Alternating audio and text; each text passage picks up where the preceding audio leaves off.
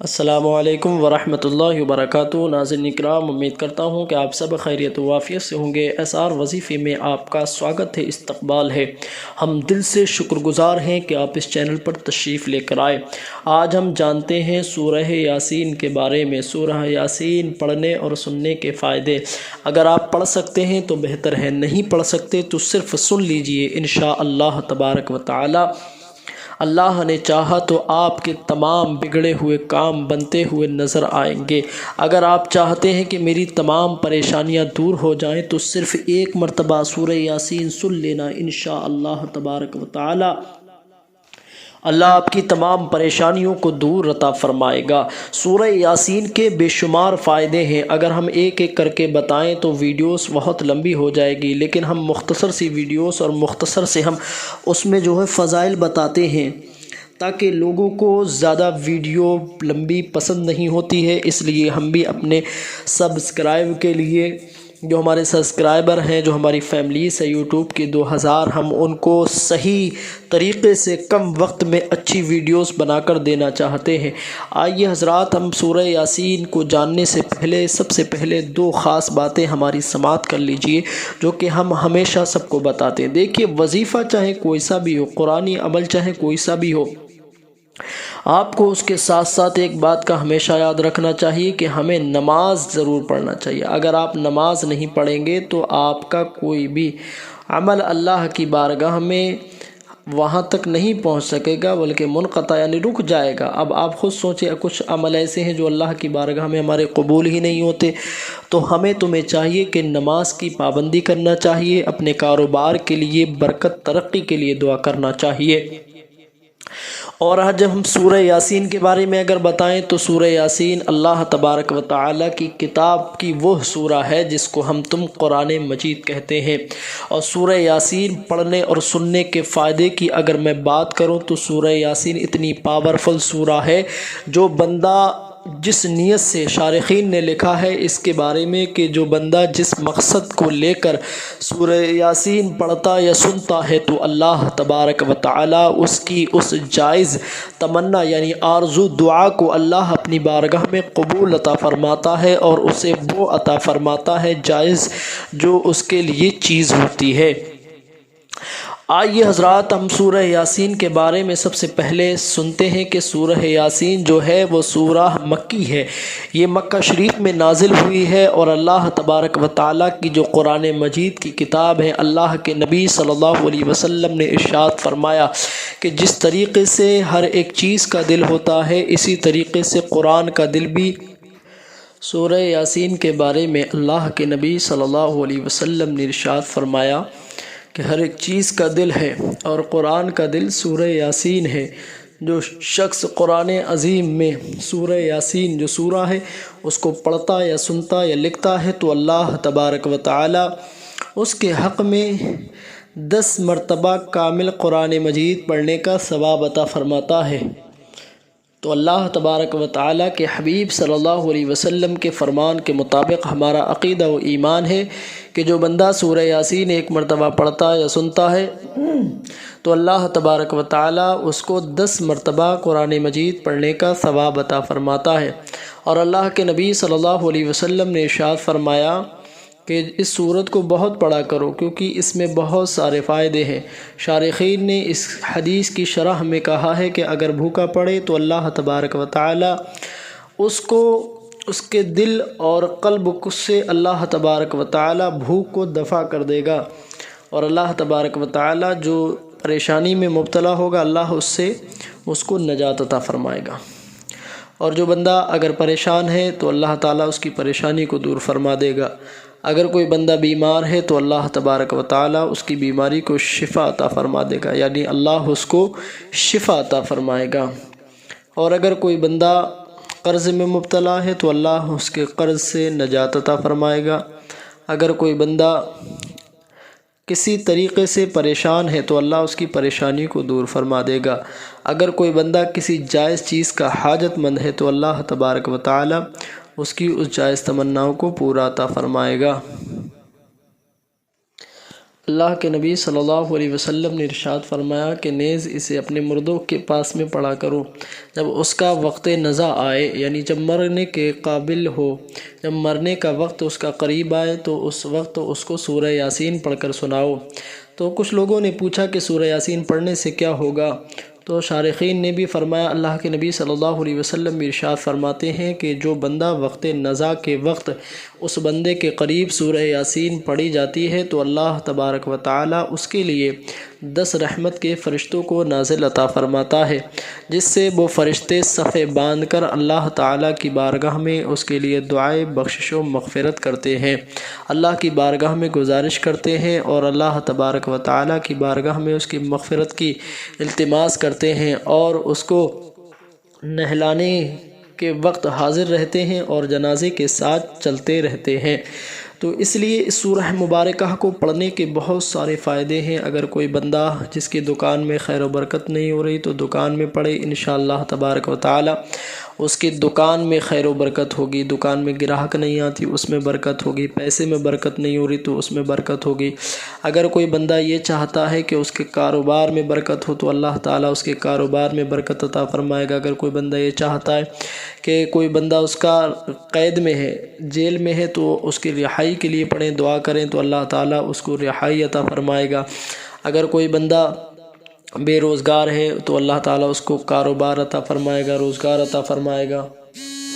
ناظرین اکرام، تو چلیے پھر اب ہم سورہ یاسین شروع کرتے ہیں۔ آپ سنیے، ہم پڑھتے ہیں، اور اس کو فون کو ایک سائڈ میں رکھ دیجئے، اپنی دکان میں یا مکان میں یا پھر جس جگہ پر آپ ہوں اس کو انشاءاللہ تبارک و تعالی صحیح سے سنیے، اور سنتے سنتے اللہ کی بارگاہ میں اپنے جائز مقصد کے لیے دعا کیجیے۔ انشاءاللہ تبارک و تعالی آپ کی تمام پریشانیاں دور ہو جائیں گی، اللہ آپ کی نیک جائز تمناؤں کو پورا عطا فرمائے گا۔ چلیے سنتے ہیں۔ اعوذ باللہ من الشیطان الرجیم، بسم اللہ الرحمن الرحیم، یاسین والقرآن الحکیم، انک لمن المرسلین على صراط مستقيم، تنزيل العزيز الرحيم، لتنذر قوما ما أنذر آباؤهم فهم غافلون، لقد حق القول على أكثرهم فهم لا يؤمنون، إنا جعلنا في أعناقهم أغلالا فهي إلى الأذقان فهم مقمحون، وجعلنا من بين أيديهم سدا ومن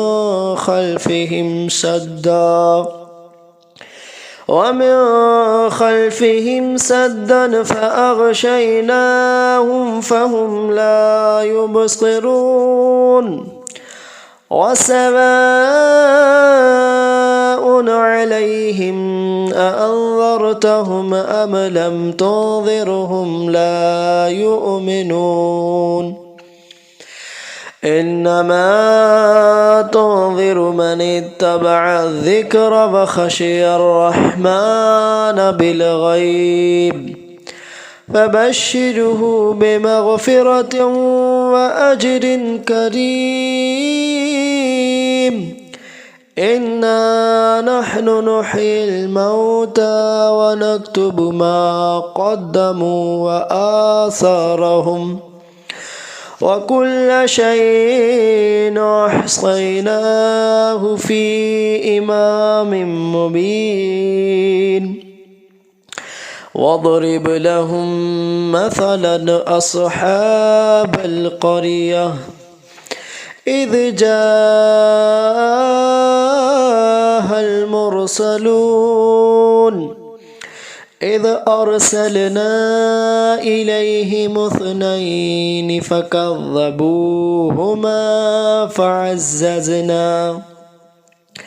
فعززنا بثالث فقالوا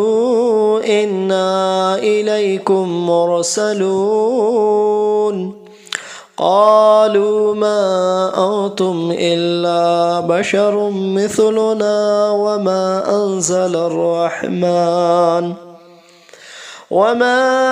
أنزل الرحمن من شيء إن أنتم إلا تكذبون قالوا ربنا يعلم إنا إليكم لمرسلون وما علينا إلا البلاغ المبين قالوا إنا تطيرنا بكم لئن لم تنتهوا لنرجمنكم وليمسنكم منا عذاب أليم قالوا طائركم معكم أئن ذكرتم بل أنتم قوم مسرفون وجاء من أقصى المدينة رجل يسعى قال يا قوم اتبعوا المرسلين اتبعوا من لا يسألكم أجرا وهم مهتدون وما لي لا أعبد الذي فطرني وإليه ترجعون أتخذ من دونه آلهة إن يردني الرحمن بضر لا تغني عني شفاعتهم شيئا ولا ينقذون إني إذا لفي ضلال مبين إني آمنت بربكم فاسمعون قيل ادخل الجنة قال يا ليت قومي يعلمون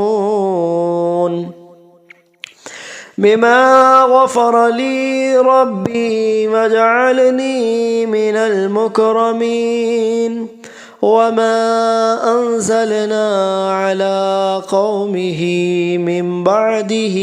من جود من السماء وما كنا منزلين إن كانت إلا صيحة واحدة فإذا هم خامدون يا حسرة على العباد ما يأتيهم من رسول إلا كانوا به يستهزئون ألم يروا كم أهلكنا قبلهم من القرون أنهم إليهم لا يرجعون وإن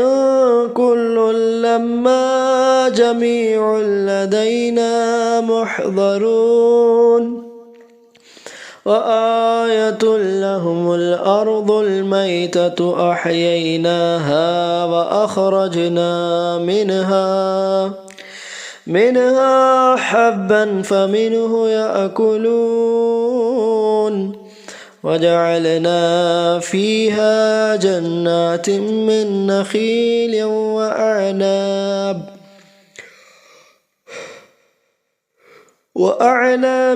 وفجرنا فيها من العيون ليأكلوا من ثمره وما عملته أيديهم فلا يشكرون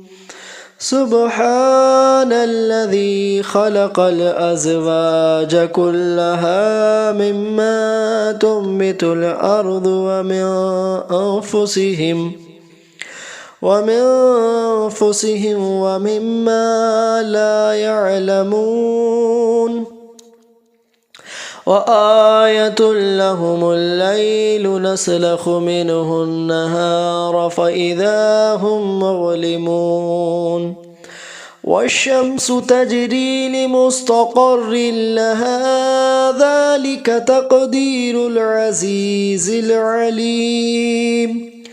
والقمر قدرناه منازل حتى عاد كالعرجون القديم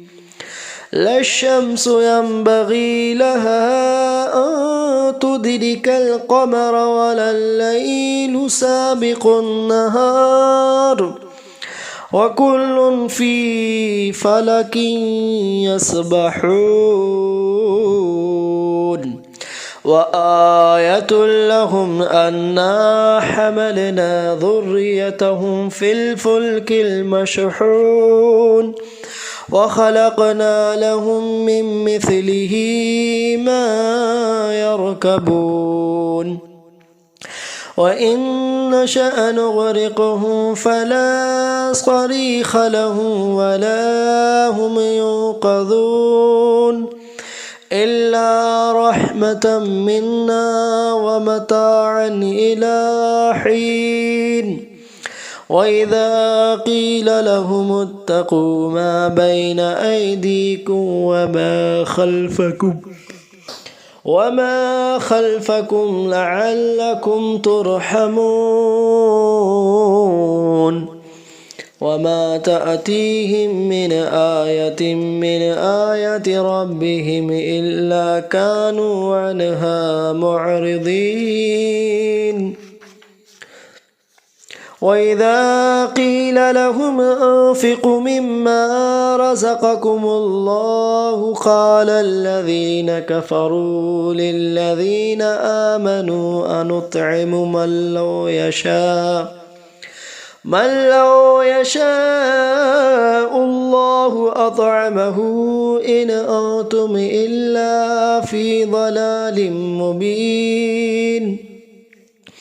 ويقولون متى هذا البعد إن كنتم صادقين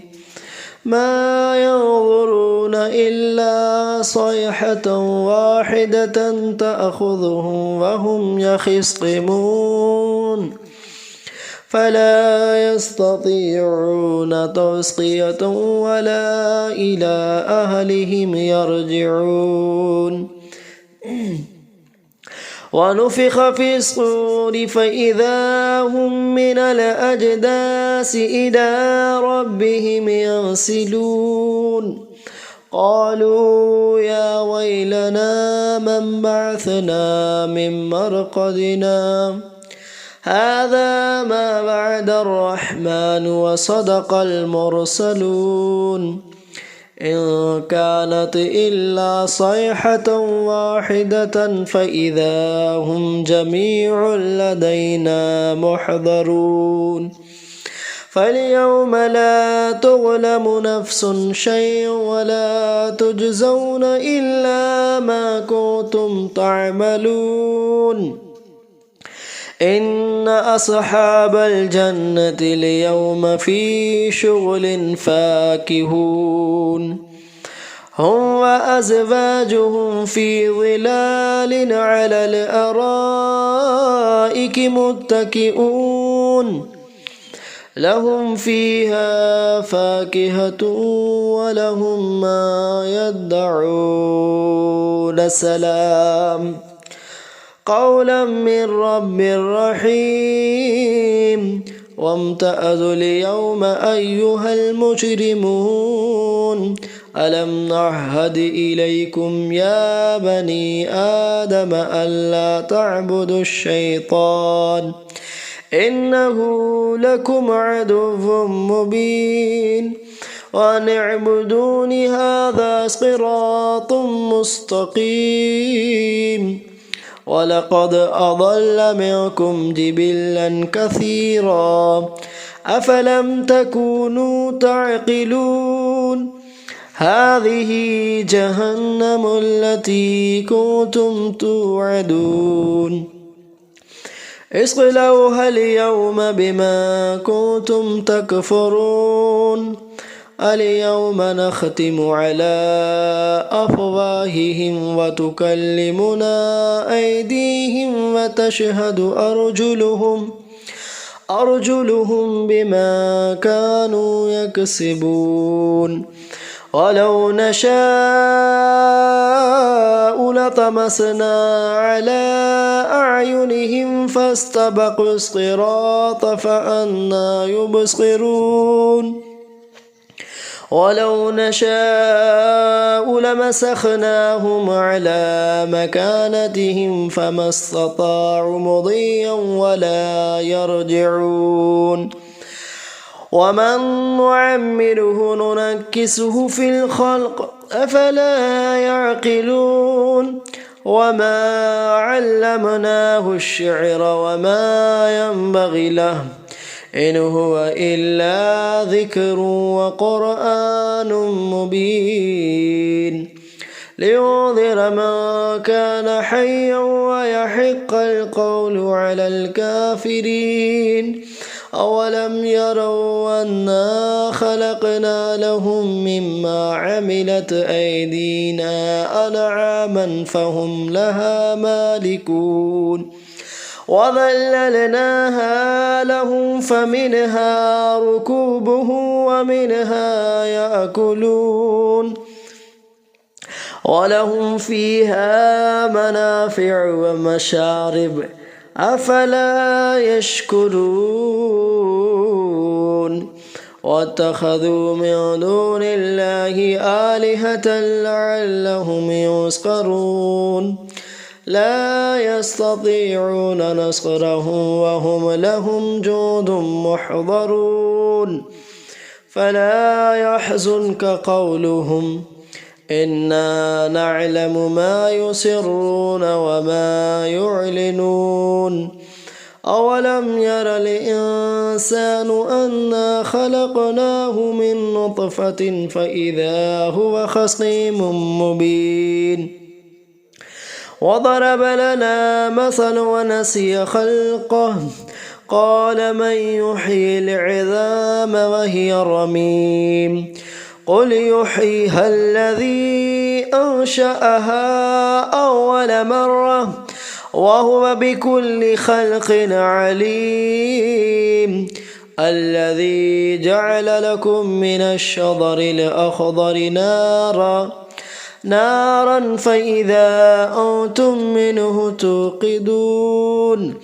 أوليس الذي خلق السماوات والأرض بقادر على أن يخلق مثلهم بلى وهو الخلاق العليم إنما أمره إذا أراد شيئا أن يقول له كن فيكون فسبحان الذي بيده ملكوت كل شيء وإليه ترجعون آمنت बिल्लाहि सदक़ल्लाहुल अज़ीम। आइए हज़रात अब मुख्तसर सी दुआ करते हैं। या अल्लाह जो हमने सूरह यासीन पढ़ी है सबसे पहले मौला तेरी रज़ा के खातिर पढ़ी है। या अल्लाह अपने दिल से हम ये जानते हैं मौला तेरी रज़ा के खातिर पढ़ी। मौला इसमें जो गलती उसे मुआफ़ अता फरमा। या अल्लाह हुज़ूर की बारगाह में पेश करते कबूल फरमा। हुज़ूर के वसीले से अम्बिया इकराम रसूलान इज़्ज़ाम तमाम ही जितने भी औलाद आदम में जिसका भी ख़ातिमा बिलखैर हुआ है तमाम की बारगाह में पेश करते कबूल फरमा। या अल्लाह इसकी बरकत से जो परेशान हैं उनकी परेशानियों को दूर फरमा। जो बीमार हैं मौला उन्हें शिफा अता फरमा। जो कर्ज़ में मुब्तला हैं कर्ज़ से नजात अता फरमा। या अल्लाह जो गैर मुक़द्दमे में फंसे उनको रिहाई अता फरमा। जिनकी शादियाँ हो चुकी हैं मौला उनको सही माने में ज़िंदगी गुजारने की तौफ़ीक़ अता फरमा। और मौला जो रह गए उनके लिए अच्छे अच्छे रिश्तों का, बेटियों के लिए बहन बेटियों के लिए अच्छे से बेहतर गैब से रिश्तों के इंतज़ामात अता फरमा। सबकी ही दुकान में, मकान में, रिस्क में, कमाइयों में खैर व बरकत के नुज़ूल अता फरमा। या अल्लाह जो परेशान उनकी परेशानियों को दूर फरमा। हालात हिंदुस्तान को बेहतर अता फरमा। जब दमे आखिर हुई अल्लाह लब्बर ला इलाहा इल्लल्लाह मुहम्मद रसूलुल्लाह।